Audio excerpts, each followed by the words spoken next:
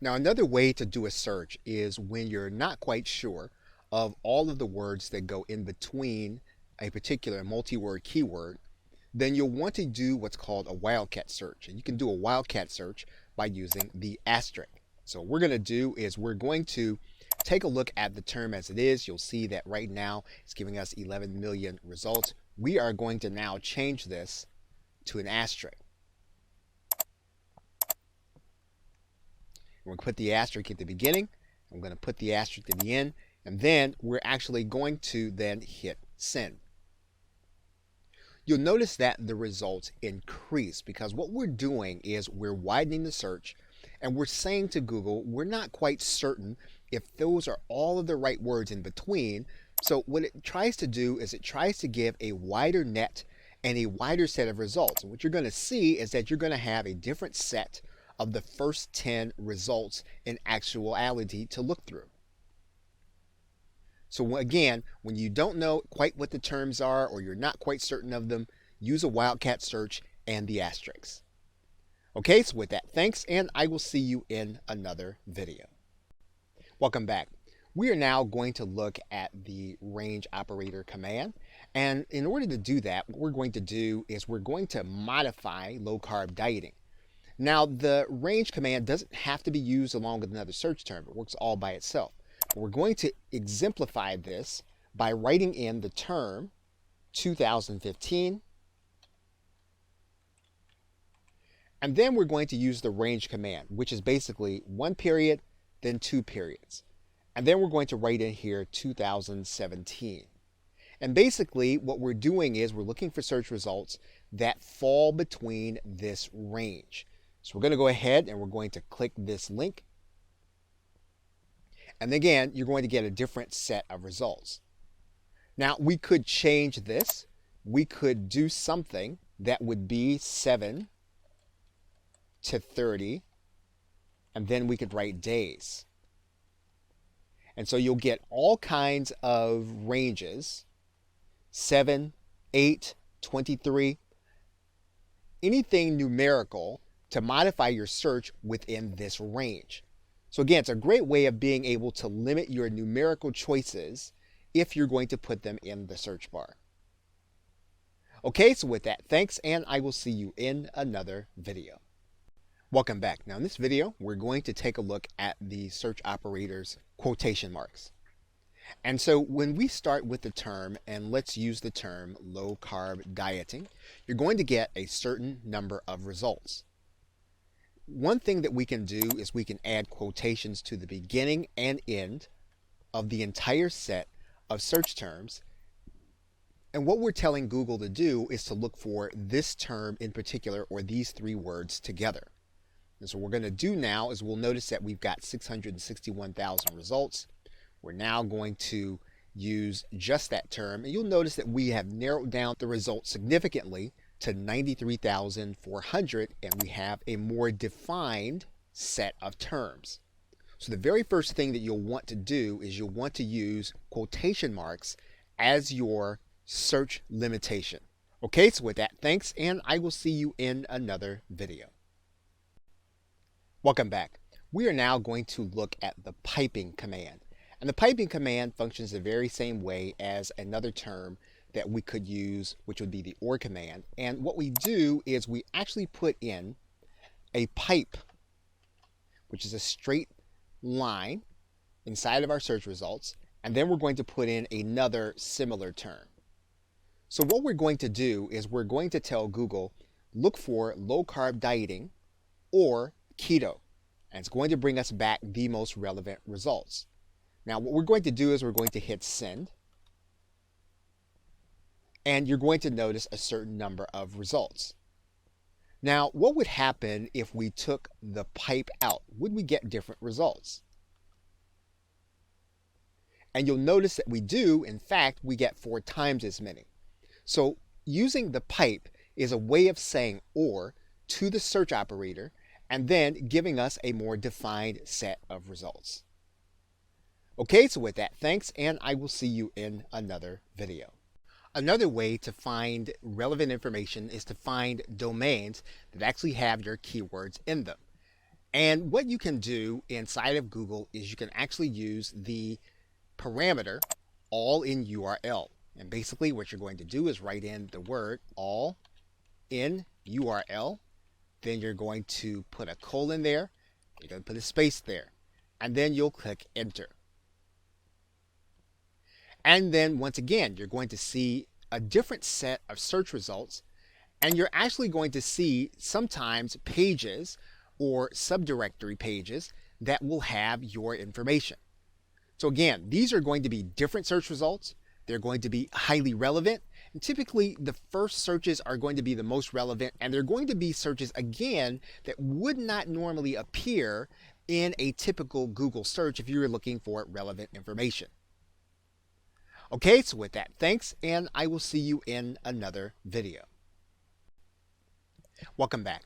Another way to get more specific information in a search is to use the all in title command. And basically what you're doing is you're telling Google, bring back only those pages that have our keywords in the title of the page. And so typically if someone names a page behind certain keywords, that information is going to be relevant to those keywords. So we're safe in looking for specifically those pages that have our keywords. And the way that you look for that search parameter is that you will type in at the very beginning, all in title. That'll be one word. You're going to put a colon. You're going to put a space after the word. Then you'll click enter. You're going to find that all of the pages that have the name, in this particular case, low carb dieting, will then come up. This is a way for you to get different search results, yet relevant to a particular search that you would not find otherwise if they didn't rank first in search in the first place. So again, you are finding other ways of looking at your keyword with diversity of information. Okay, so with that, thanks, and I will see you in another video. Now, in some cases, you will get to the end of your search results, and you'll see a message from Google that says something like this, that in order to show you the most relevant results, they've omitted some. However, you may want to have it so that you can get all of the search results shown. And if you're going to do that, you're going to append the URL with a certain parameter. So we're going to place the cursor here, and what we're going to do is we're going to put in there filter equals 0 after the and sign. And so what we're going to do now is we're then going to click enter. Google will typically want to know if you are a robot. You'll say you're not, and you'll click submit. And what you're going to find then is that you're going to have a lot more search results showing at the very beginning, and they're not going to be filtered. So you'll have a different set of search results, and you'll actually be able to tell which ones might be more relevant to what you're doing than the regular search results from Google. Okay, so with that, thanks, and I will see you in another video. Welcome back. Typically, when we use hyperlinks on the web, we will use a word and then use that word to mask the link going back to a specific page. That's typically called anchor text. So in some cases, a web page may have anchor text. In this case, it may have the anchor text with your keyword, and it will link back to certain sites. What we're asking Google to do when we use the all in anchor parameter is to bring back the most relevant results that are being used as anchor text. So in this particular case, all we'll need to do is we'll write in all in anchor.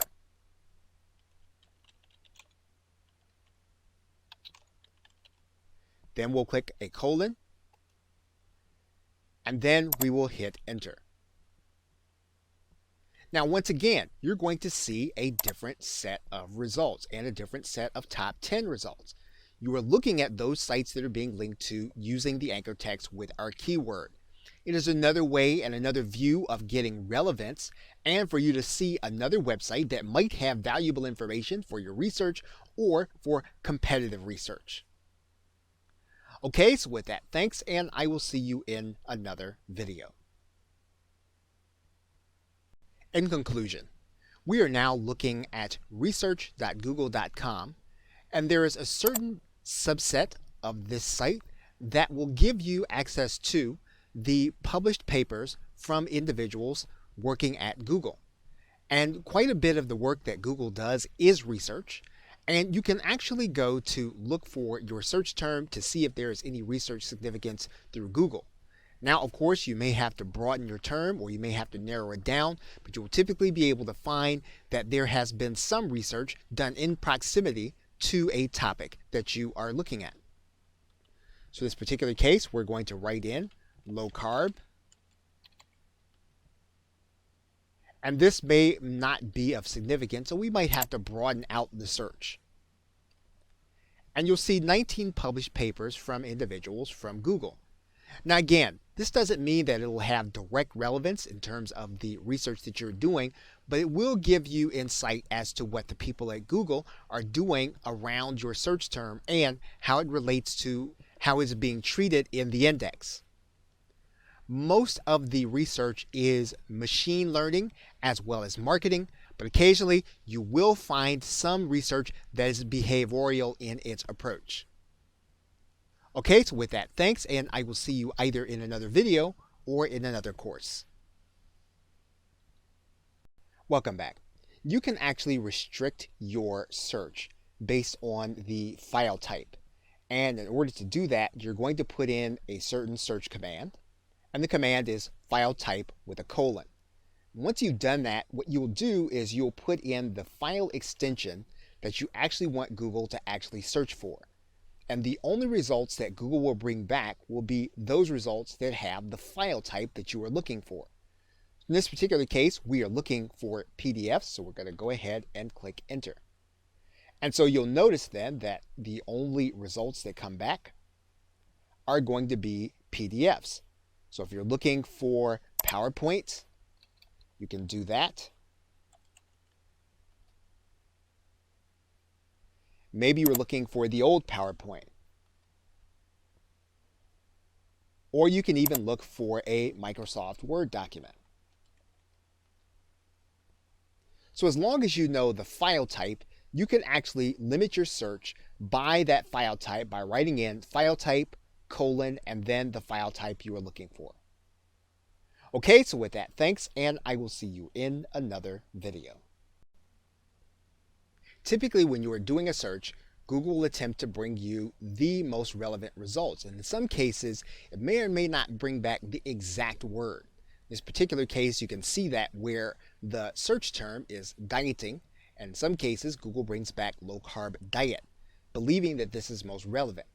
However, we may very well want our search to reflect only low-carb dieting, and we can actually take care of that by going into our URL. We're going to go all the way to the end, and then we're going to put into the end &sign TBS equals LI:1. So we're going to put all that information into the end of our URL. And what we're going to do is we're then going to click enter. Now what's going to happen is that we are then going to only get the words low carb dieting, and we're going to get those words verbatim. And again, what we've done is we've eliminated the words low carb diet because we're assuming we want specifically these words low carb dieting. It is a way for us to narrow down our search even more and get better search results. Okay, so with that, thanks, and I will see you in another video. Now, it may be that we want to find out if there is any local activity around our keyword. Now, in this particular case, our keyword is low carb dieting. So what we want to do is we want to go to the URL. We want to hit Control End, come all the way to the end, and then we're going to put in another search parameter to append our URL. And you'll see that URL is &sign TBM equals LCL. And what we're going to do is we're going to hit local. And what you'll see here is that Google says that there are no local results. But the search engine does go to look to try to find anything within its database that says that there's something local with respect to these keywords. So again, this is a great way of being able to even drill down even further into your keyword and to see its local relevance. Okay, so with that, thanks, and I will see you in another video. One way to use the search engine is to find sites that are going to be related to the one that you are actually doing research on. So in this particular case, if we were to write in the site Atkins.com, we would actually find that all of the results would be focused around the site, as it should be. However, what we could also do is we could also use a search parameter called related. And we're going to write in related and then colon. And we're not going to leave any spaces behind the colon. And once we have that written in, we're going to hit enter. And what's going to happen is we're going to get relevant results to Atkins.com. So if you're looking to do research to find out what sites are like Atkins.com when it comes to the information that they have on their site, you can use the related colon, just making sure that there is no space between the colon and the site that you are going to be looking for. You don't have to put the HTTP in there. Okay, so with that, thanks, and I will see you in another video. Welcome back. Now, another way to use Google Scholar is also to look for legal research. And in order to do that, all you really need to do is to click the case law button. And what you can do is you can actually search for the level of court that you are going to be looking for the information from.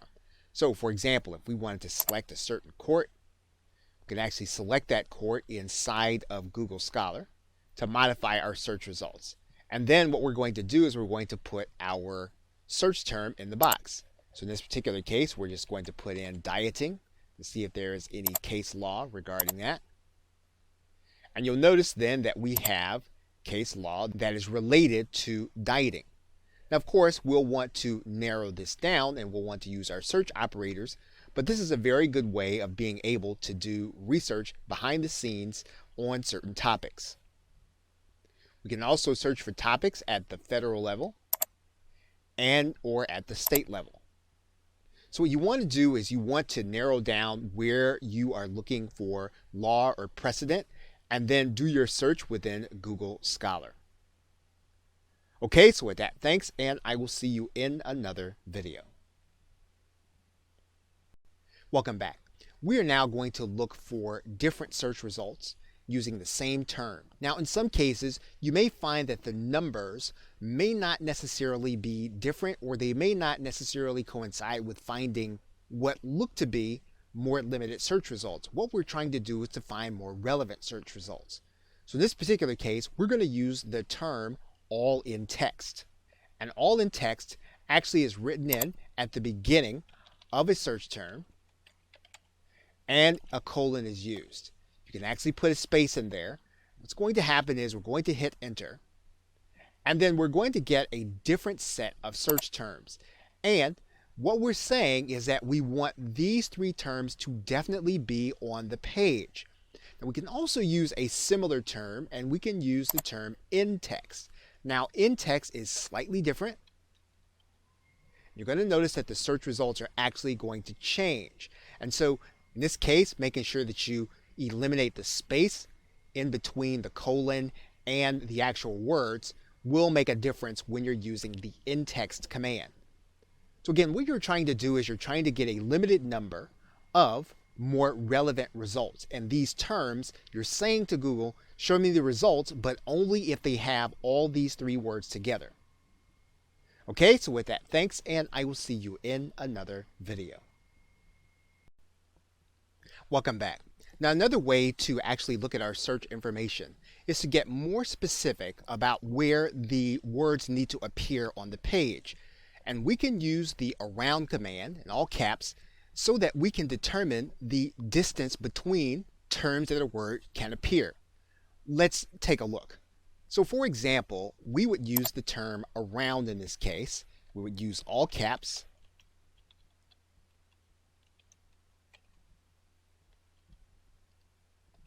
And then we're going to say that we only want there to be one word of separation between the two. So we're going to say in this case, and we're going to put that in parentheses. Now, there can't be any spaces between all of these words, so we'll need to eliminate those. There can be a space here. So we've said low carb can only be separated by one word. So now we're going to click enter. And you'll see then that our search results are going to change again. And basically what you're going to see is that there are going to be a lot more instances where the words low carb diet appear, because we've said that we only want those pages where the words have this proximity, could only have one word separating them. We could change this now to 2, and we'll get a different set of search results. And you'll see that here. So the around command gives us control over how our keyword can appear in the search results when Google retrieves our results. Okay, so with that, thanks, and I will see you in another video. Now, another way to narrow down your search results is to use parentheses. And what you can do is you can actually group terms together, and you can group specific search commands together. So for example, we could place parentheses around 7 to 30 days. We can also put search parentheses around low carb dieting. And what we would do is we would write in the and command, and then we would see different results. It's another way of bringing more relevant information depending on how well you know what your search parameters should be. Of course, once again, when you're guessing, you should be using the asterisk sign. But again, when you have multiple terms, you can actually use the parentheses around the terms that you are certain about. Okay, so with that, thanks, and I will see you in another video. Now, another way to look at our keyword is to look at it within a patent search. And Google has a patent search at patents.google.com. And you can actually access that website. And what you're going to do is you're going to write in your term. In some cases, you may have to narrow the term. In some cases, you may have to broaden the term. But as you write it out, what Google will do is it will actually go and look for patents with those search terms. Now, what you'll be able to do is you'll be able to look at all of the different ways that individuals and companies have looked to patent on those search terms. You can look at the top results by filing date, who filed, who the inventors were. You can also narrow down the terms inside of Google Patents as well as do it by date. So again, if you want to look at some pre-commercial activity on your keyword, you can actually do it through the patent search at patents.google.com. Okay, so with that, thanks, and I will see you in another video. Welcome back. You are now looking at Google search, and you'll notice that what's written in the search box is the word Ngram, N-G-R-A-M. And if you click that link, the very first result, it's going to take you to Google Ngram Viewer. Now, what Google Ngram Viewer does is it shows you the popularity of a phrase in published books from 1800 to 2000. And so what it does is it really gives you an indication of how popular an idea really is. Now, in Google Ngram Viewer, one of the things that you will want to know is that search terms are case sensitive, so that if you write in a search term and you put in a capital letter, it's going to give you a different result than if you put in one with lowercase letters. For example, if we were to write in the word orange and we were to search books from 1800 to 2000, we would see one term. However, if we were to change this term to one with capital letters, we're going to see a totally different trend. And so this is a good way of being able to get insight on the popularity of a term. Now, this is one of those cases where if you start using modifiers, you're going to find different search results. So if you were to take your cheat sheet and you were to use some of the modifiers, you'll see a totally different term if we were to subtract all of the instances where there was Florida. So what we did was we looked at the term orange without the term Florida with it. Now, if you wanted to use the chart in your marketing, one of the things that you can do is you can actually embed the chart. So in this particular case, what we're going to do is we're going to click Embed Chart. That's going to give you an HTML code that you can actually cut and copy and put inside of your website. And you'll see the chart now posted here inside of a website. So every individual chart that you actually put together, you can actually embed that chart in a website. And when you're looking at Ngram Viewer, if you go into the About tab, one of the things you're going to discover is that Google Ngram actually has its own set of search terms. And so you want to make sure that not only are you using the search operators that were discussed in the first video, but that you also look specifically at those that are going to work inside of Google Ngram Search. Now, although the search is limited to 2,000, you can actually limit the search even more if you want to write in a smaller subset. In this particular case, you'll see a different trend line. You can look at those trend lines here at the bottom in these links. Okay, so with that, thanks, and I will see you in another video. Welcome back. When you are looking for third-party verifiable information as well as scientific studies, you can actually visit googlescholar.com. You can find it at scholar.google.com. And you'll want to use this search area as if you were looking for studies, or if you were looking for surveys, or if you were looking for research. So for example, if we were going to look for research on low-carb dieting, we could put in our search term. And what you're going to find is you're going to find a number of different kind of results. Primarily, what you're going to get access to are academic and some professional studies. In some cases, you will not get the entire article. You may get access to some of the findings, and you may have to go beyond that or have a subscription to get the actual study. However, in most cases, you can look at the abstract, and the abstract will give you the basic and the most concise understanding of what the study actually says. And in most cases, this will probably be enough for you to summarize what the study says as well as to quote it in something that you are doing. Google Scholar will also allow you to create an alert where you can have new items sent to you. But one of the most important things that you'll want to do is you'll want to be able to take your operators and you'll be able to use them inside of Google Scholar. So in some cases, we might use a symbol operator and get a different set of results. So you want to take your cheat sheet and you want to use different sets of some of the search elements to use it to find different items in Google Scholar. But taking your search term will actually give you the opportunity to get third-party verifiable information that you can use as proof and or social proof. Okay, so with that, thanks, and I will see you in another video. Welcome back. Now in this video, we're going to take a look at using the minus command. And we use the minus command when we want to tell Google, we want to look for the term that we've placed in the search bar, but we want you to exclude a certain popular term or a certain term that we think would cloud the results.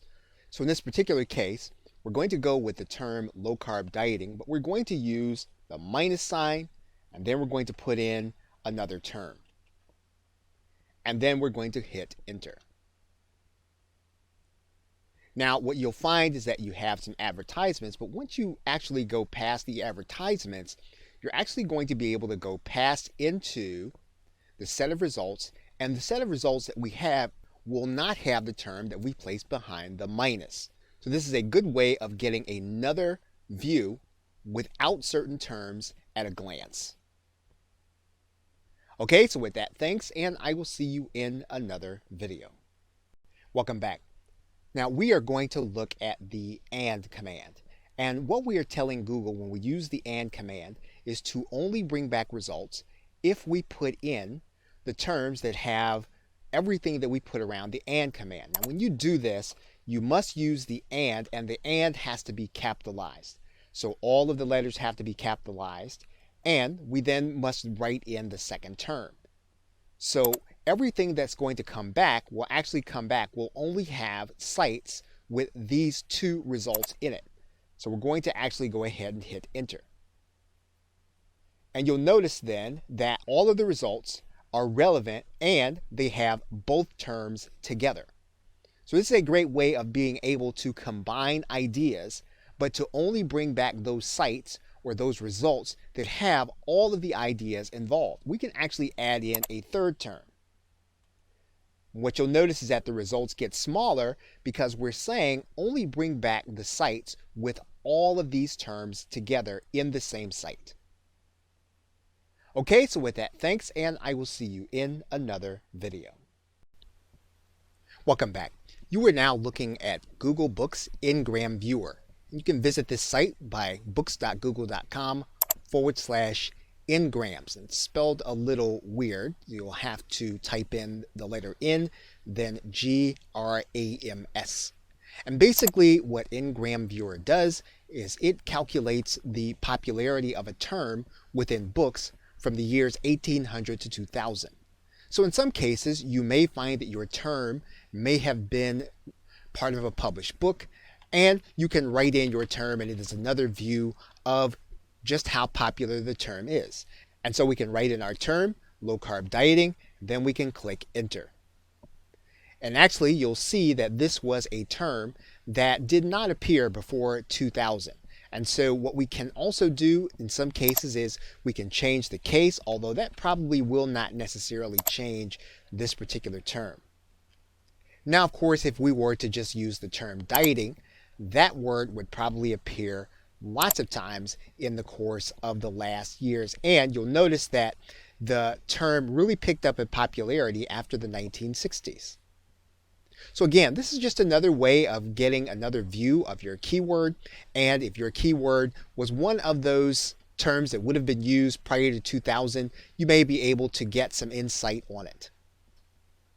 Okay, so with that, thanks, and I will see you in another video. Welcome back. We can actually limit our search to finding the term that we're looking for, but only within a certain site. So for example, we're looking for the term low carb dieting, but we could specify and we could say we only wanted to find low carb dieting within a certain site. So we'll want to place the word site, then colon, and then we may want to put the site in there. In this particular case, we could use ebay.com.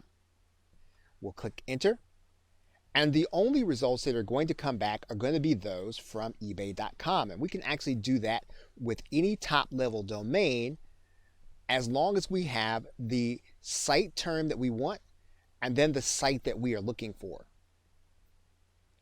We could change this to Amazon.